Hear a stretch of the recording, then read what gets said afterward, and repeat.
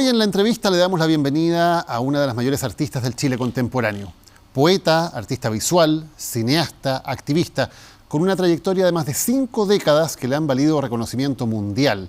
Premio Nacional de Artes Plásticas en Chile, Premio Velázquez de Artes Plásticas y León de Oro a la trayectoria en 2022 en la Bienal de Venecia. Cecilia Vicuña nos acompaña hoy en la entrevista.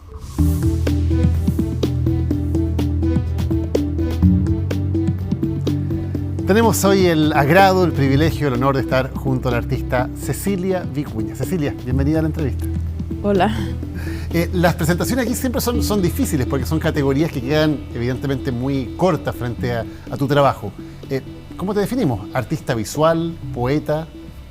Bueno, yo prefiero poeta porque para mí la poesía engloba el arte y no viceversa. La poesía engloba el arte, lo que haces tú en términos, porque eres muy conocida fundamentalmente por tus obras como artista visual.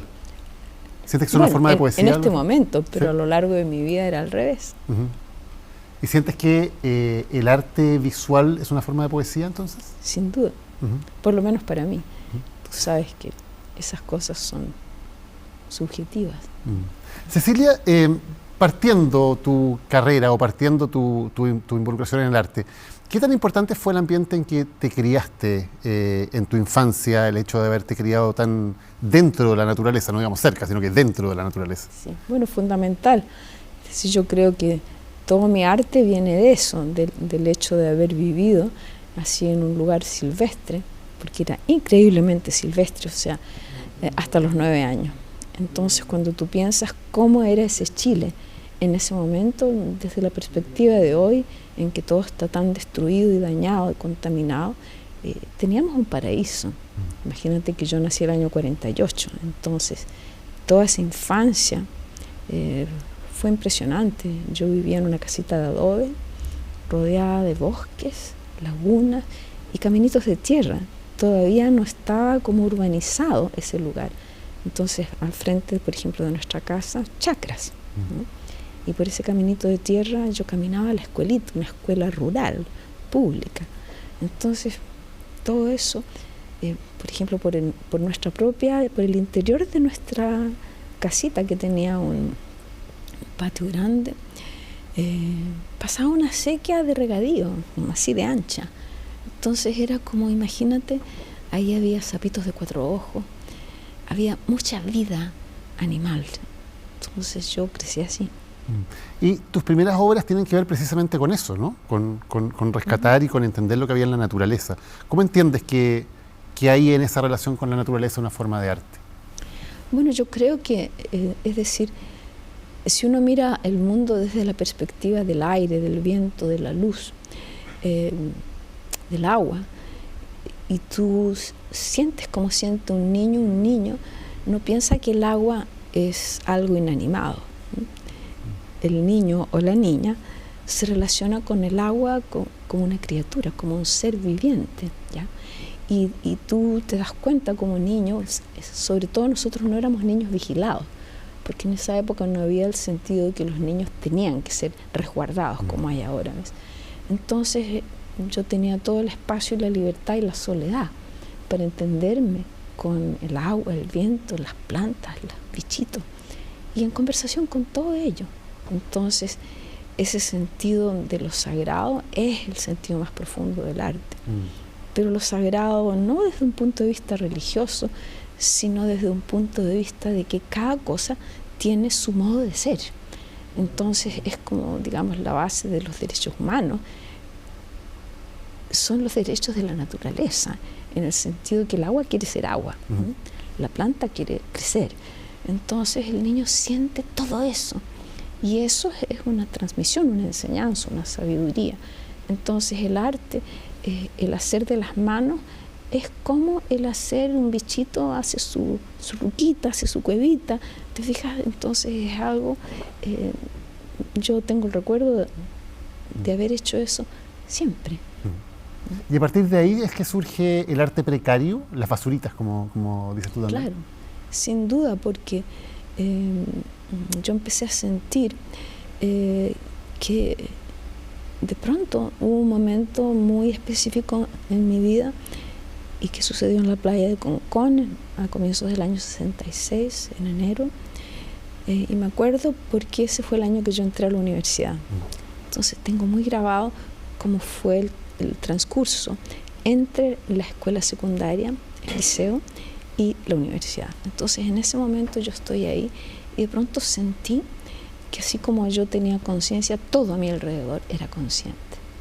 Entonces en ese momento yo me rendí frente a esa realidad y estaba rodeada de palitos, basuritas, porque la playa, el mar trae toda clase de porquerías, ¿no? Y entonces esas porquerías se convirtieron para mí en un lenguaje instantáneamente, y agarré un palito y lo planté, como para que la mar, la luz, el sol vieran que yo veía. Entonces ahí se creó como un diálogo y que me alimenta hasta el día de hoy. Y ese diálogo que por lo que nos cuentas es más bien instintivo, ¿no? ¿En qué momento tú lo haces conversar con algo que tenga que ver como con la tradición artística o que sea entendido más formalmente como arte? ¿Cómo se produce ese descubrimiento de que eso es arte de alguna manera? Bueno, para mí fue más bien rápido, más bien instantáneo casi, yo diría, porque no fue una cuestión de pensar, sino que cuando yo tomé conciencia de lo que estaba haciendo, porque lo que hice con esos palitos, me di cuenta que los palitos eran de una hermosura infinita. O sea, la hermosura infinita de ese momento, de la luz, del agua, de la arena, de todo. Entonces empiezo a armar, y yo tenía la idea de entrar a la escuela de arquitectura y había sido admitida a la escuela de arquitectura. Entonces construí una pequeña ciudad, pero la ciudad estaba al borde del agua, de manera que el agua, cuando la marea alta viniera, la borraba. Entonces comprendí, no sé cómo rápidamente, porque yo era una niña educada. Crecí en una familia llena de libros de arte y donde varias mujeres de mi familia eran artistas, tenían talleres. Mi abuela tenía un taller al lado de la cocina, 2 de mis tías también. Entonces yo comprendí que eso era arte y que era un arte diferente del arte que yo veía en los libros. Y eso me dio a mí mucha fuerza, saber que era un arte que yo definía, que yo nombraba, y que no era la pinta de nada ni de nadie, sino la pinta de ese sitio, de ese lugar, era situado, como se dice ahora. Y eso ocurre también, Cecilia, en un momento en que tal vez hay un espacio, por ejemplo, llegas luego al Museo de Bellas Artes, estaba Nemesio Antunes ahí, ¿no? Y con esta idea de poder llenar el museo de hojas. Hay también una recepción, digamos, a ese tipo de arte desde instancias que uno pudiera decir son más oficiales, ¿no? Como el Museo de Bellas Artes. Bueno, eso es culpa de Nemesio Antunes, o gracias a Nemesio Antunes, que es lo mismo, porque Nemesio Antunes salió por la tele y declaró que él iba a abrir el museo a los jóvenes. Entonces eso, yo en general no miraba mucho tele, aunque yo trabajaba en la tele en esa época, porque la tele era exclusivamente cultural, universitaria, ¿no? Entonces vi ese programa y dije, no, pues entonces yo puedo, o sea, me dio permiso a mí y a todos los jóvenes para que apareciéramos directamente en su oficina a proponer algo absurdo como eso. Y se lo dije a Nemesio, pero cuando yo entré a su oficina, Nemesio me quedó mirando y me dijo, ¿y tú quién eres? Y imagínate, yo tenía en ese momento, qué sé yo, 22 años más o menos, y le digo, soy Cecilia Vicuña. Ah, me dice, yo te he leído, ya había leído mi poesía en Nueva York, ¿ves? Porque yo empecé a publicar a los 18 años. Entonces, yo tenía como pasaporte para conversar con él, porque él había leído mi poesía. Fíjate ese mundo. Entonces, nadie me presentó, nadie me abrió la puerta, yo llegué y él me recibió. Entonces, ese es otro Chile, otra forma de hacer institución. ¿Crees que eso se perdió después en Chile? Totalmente. Fíjate cómo ahora operan todos los sistemas, operan siguiendo mucho más modelos controlados, controlantes, controladores, ¿no? Porque después de los 70 vino esta ola de que todo tenía que ser controlado, ¿no? Y entonces eso fue después de las dictaduras. Cecilia, luego tú sales de Chile, vas a Londres. Estando en Londres también ocurre el golpe militar en Chile. Ahí eres parte de Artistas por la Democracia. este colectivo. No, yo lo fundé. Lo fundas, perdón. Lo fundas. Lo cofundé, digamos, Sí. con 3 amigos.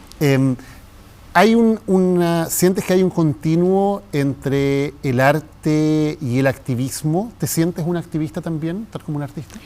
Sí, es que todo depende. Por ejemplo, el arte mismo, el solo pensar de una forma, conducirse, actuar de una forma, eso ya es un acto político desde mi perspectiva. Hasta soñar es un acto político, porque lo político es participar, es la idea de que uno tiene injerencia en su vida, responsabilidad en su entorno, en sus relaciones, ¿ves? Entonces están las dos cosas unidas para mí completamente. Siempre lo estuvieron, pero antes del golpe era una forma de ser política completamente, digamos, suelta, libre, más bien como lírica, se diría hoy. Pero una vez que llega el golpe, hay que tener una cosa que antes no era necesariamente urgente, que era claridad. Había que decir ciertas cosas. Entonces como que se redujo el campo de acción a la misma vez que se amplió, ¿ves? Porque tú tenías ese sentido de responsabilidad frente a la violencia, por ejemplo, contra los derechos humanos, contra los pueblos, contra todo lo que pasó. Entonces eso como que armó otra forma de relación con los demás artistas, nos empezamos a unir, a trabajar juntos, y eso fue muy potente, muy maravilloso. El arte mismo cambió, y los 70, por lo menos en Europa, que es donde yo estaba estudiando, estaba becada cuando fue el golpe, fue muy poderoso, y duró ese espíritu colectivo y de trabajo, yo diría, hasta los 80. En los 80 empieza a entrar fuerte la idea del mercado, y los artistas vuelven a la idea de ser un individuo, de hacer carrera. Pero los que veníamos de antes, seguimos de largo. Y el mercado introduce también la idea de la competencia entre los artistas, ¿no? De que hay que competir entre artistas un poco por obtener esos puestos o ese reconocimiento del mercado. ¿Funciona la competencia en el arte? ¿Cómo ves ese punto? Bueno, yo veo la competencia desde un punto de vista andino, ¿ya? En el mundo andino, que existe otra forma de entender la realidad, toda competencia es una forma de cooperación, ¿ya? Entonces, por ejemplo, en el mundo inca, cada pueblo, cada ciudad estaba dividida en una parte alta y una parte baja, que están en continua competencia, pero es una forma de colaboración en cuanto que eso hace que las dos sean mejores. ¿Te fijas? Entonces es como, no es una idea de que sí o no, sino que sí y no combinado, ¿no? Entonces yo creo que cuando entra el sentido de competencia y del mercado en el arte fue letal para el arte y para los artistas, porque se dejó de lado el lado de la cooperación, de la colaboración, ¿ves? Entonces por eso te digo que los que veníamos de antes nunca renunciamos a esa idea anterior, la idea de que hay que colaborar, cooperar, trabajar. Y yo hasta el día de hoy hago las dos cosas, hago mucha obra solitaria, pero también hago mucha obra con multitudes, con grupos grandes de gente. Y eso es interesante, Cecilia, porque hablabas al principio de esa inspiración que da también en la infancia la soledad. Fue una de las cosas que dijiste, la libertad, el no estar controlada, la soledad también para poder, por ejemplo, tener un contacto directo con la naturaleza. Pero al mismo tiempo, la colaboración con otros artistas. ¿Te hace sentido esa idea del artista como esa especie de genio solitario que se le prende la ampolleta, por decirlo de alguna manera? ¿Hay un espacio para eso? ¿O compite con el espacio más colaborativo entre distintos artistas? Es que las dos cosas yo creo que no están nunca separadas, porque por ejemplo, suponte, tú hablas, ¿no? La lengua que tú hablas es una creación colectiva. Tus pensamientos también son una creación colectiva. Eso no quiere decir que tú no contribuyes. Entonces siempre hay esa interacción entre lo que es tuyo, en el sentido de que es algo que tú sientes, ¿no? Pero lo sientes, es posible sentirlo así, porque otros lo están sintiendo y se está reflejando, está conversando. Entonces yo creo que el momento solitario existe desde el nacimiento hasta la muerte, y es maravilloso. Yo me moriría si no tuviera esa soledad, pero no se puede vivir así todo el tiempo. Tiene que haber esa otra riqueza del encuentro, del conflicto, de todo eso. Cecilia, probablemente uno de las creaciones por las que eres más conocida mundialmente son los quipu. Para la gente que no está tan familiarizada con tu trabajo, ¿cómo le explicarías qué son y por qué han sido tan relevantes en toda tu obra? Bueno, la palabra quipu en quechua quiere decir nudo y es un sistema de escritura en que se anuda un hilo para significar. Entonces ese sistema fue creado, hasta donde sabemos, hace como 5.000 años en el Perú, lo cual lo hace más antiguo que el alfabeto, ¿ya? El alfabeto del Medio Oriente, que es el que nosotros usamos, fenicio, digamos, que es el que se usa como base del alfabeto que nosotros usamos. Entonces, esa elaboración de complejidad de una escritura por nudos, de significación, por la forma del nudo, el color del nudo, la posición del nudo, la relación de la mano y del aliento con el nudo, creó un sistema complejísimo que incluía además no solamente la transmisión, por ejemplo, de estadísticas, que es la parte más conocida, sino la transmisión de historias, de cantos, y todo y una forma de simbolizar la relación del cuerpo con el cosmos. Por eso yo hago quipus menstruales, quipus que son como un cordón umbilical porque el cuerpo humano es completamente cósmico. Todas nuestras células, todos nuestros átomos son cósmicos. Entonces el quipu representa todo ese conocimiento que es generado por 5.000 años de cultura andina. Y yo estoy absolutamente maravillada y sorprendida como el quipu ha sido adoptado. Entonces, por ejemplo, cuando yo empecé a hacer los quipus monumentales, hice mis primeros quipus monumentales acá en Chile, en Santiago, y fueron completamente invisibles para todas las personas que entraban al quipu, veían el quipu y veían como que no había nada ahí, ¿ya?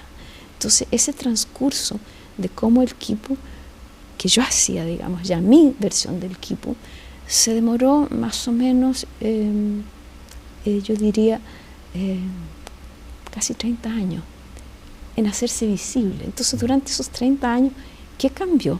Mi elaboración, mi evolución, o sea, lo que el quipu me enseñó a mí, o cambió el modo en que la gente veía el quipu. ¿Ves? Las dos cosas cambiaron.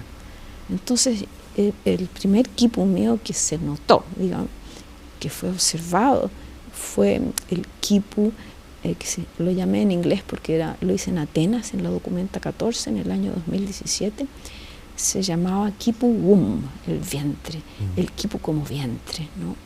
Y era un chorro así de sangre menstrual que iba del suelo al techo, casi 10 metros de alto, y que fue la imagen viral de esa Documenta 14 en Atenas.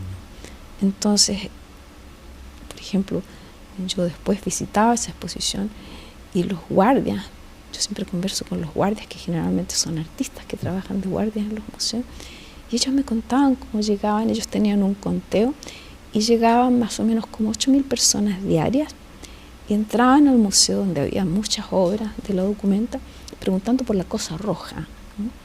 Y esa cosa roja era ese río de sangre menstrual, ¿eh? Y ese río, bueno, da la vuelta y llega finalmente a Chile. Y es lo que se mostró acá en Chile el año pasado. Entonces fue un largo recorrido para el quipu para volver a Chile. Y Cecilia, en esa pregunta de qué cambió, ¿qué crees que cambió? Porque es un factor que tu trabajo ha sido muy reconocido de alguna manera tardíamente en muchos aspectos, ¿no? A un nivel más masivo, con la exposición en el Guggenheim, con la Bienal de Venecia, con la gran exposición también aquí en el Museo de Bellas Artes en Santiago. ¿Qué cambió que de alguna manera tu obra tal vez hoy día está siendo vista por el público de una manera distinta o la está viendo con mucha más atención de lo que la veía hace 20 o 30 o 40 años atrás? Bueno, yo creo que, digamos, estamos en medio de una catástrofe climática brutal. Estamos en medio de una catástrofe política en cuanto a la pérdida de la libertad de expresión en casi todo el mundo, la pérdida de los derechos humanos, la pérdida de los derechos de la naturaleza. Mientras tú y yo conversamos, prácticamente toda la Amazonia, desde Perú, Colombia, Brasil, Paraguay, Bolivia, está en llamas, incendiada a la fuerza, incendiada ¿Te fijas? Entonces, en medio de todo eso, que es la destrucción, la autodestrucción del planeta, hay otra cosa, hay otra realidad, y que es un despertar. Fíjate que el estallido chileno se llamaba a sí mismo un despertar. Entonces, ese despertar de una conciencia de amor por lo que es, por la cultura humana, por la vida, por todo lo que está sufriendo y desapareciendo, es lo que yo creo que se ha pegado un salto inmenso, una evolución. Y entonces, al haber una evolución, tanto el quipu, por ejemplo, yo no lo veo como un objeto.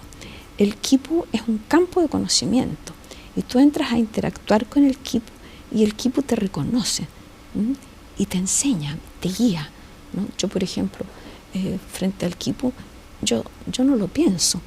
El quipu se muestra, se manifiesta, dice, yo soy esto, yo quiero esto, y yo escucho, yo estoy como en ese estado auditivo, ¿eh?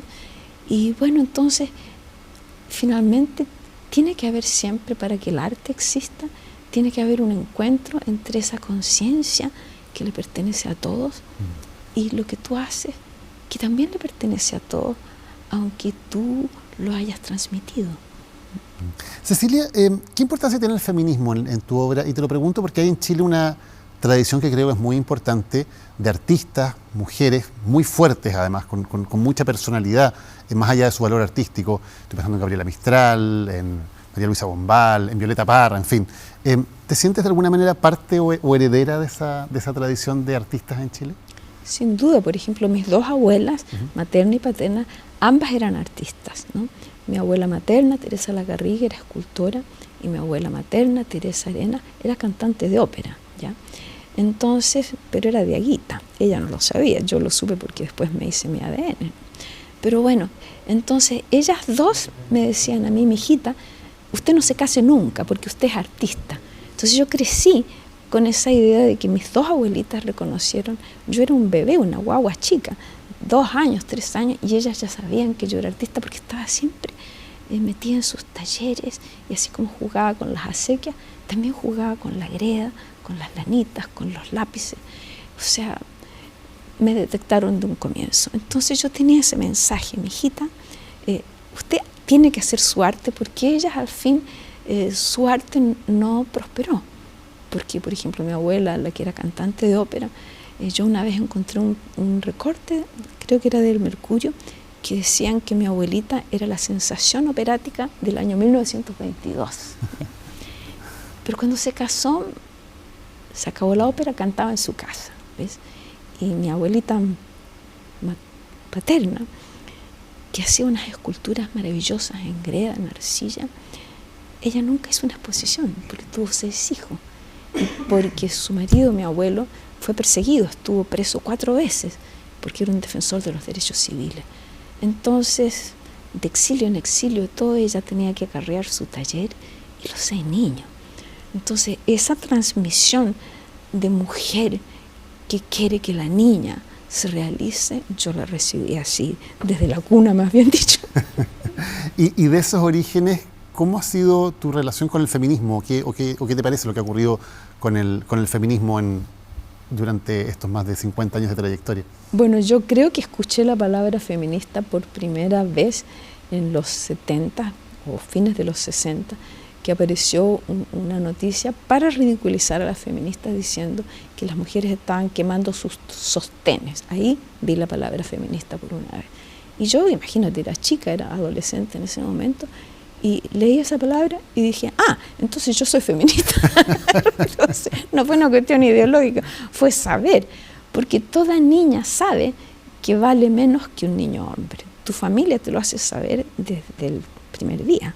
Es decir, yo nací primero, al momento que nació ya mi hermanito, ¿no? Yo vi a los 2 años, el interés, el foco, el amor es para el niño hombre, ¿ves?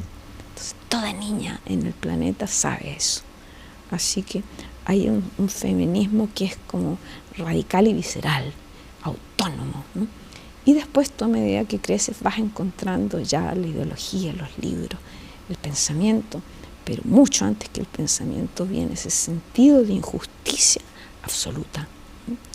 Entonces yo encuentro que el feminismo que hay ahora de las chicas jóvenes, que tienen, digamos, menos de 30 años, tú lo ves ya en las niñitas que tienen 7, 8 años, ¿no? Entonces hay como una evolución y una radicalización, porque ahora el feminismo está cada vez más intensamente asociado a salvar la vida. Ya no se trata de obtener derechos dentro del sistema capitalista o de la sociedad establecida.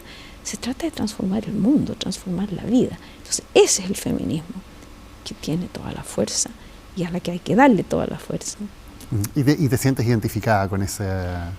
Es decir, claro, yo siento que toda mujer pensante y creadora es parte de eso, ¿ya? Algunas más conscientes que otras, pero es decir, una mujer que es capaz de hacer y pensar diferente, eso ya es todo. Cecilia Vicuña, muchísimas gracias por habernos acompañado hoy. Gracias a ustedes también por habernos acompañado en esta edición de La Entrevista. Muy buenas noches.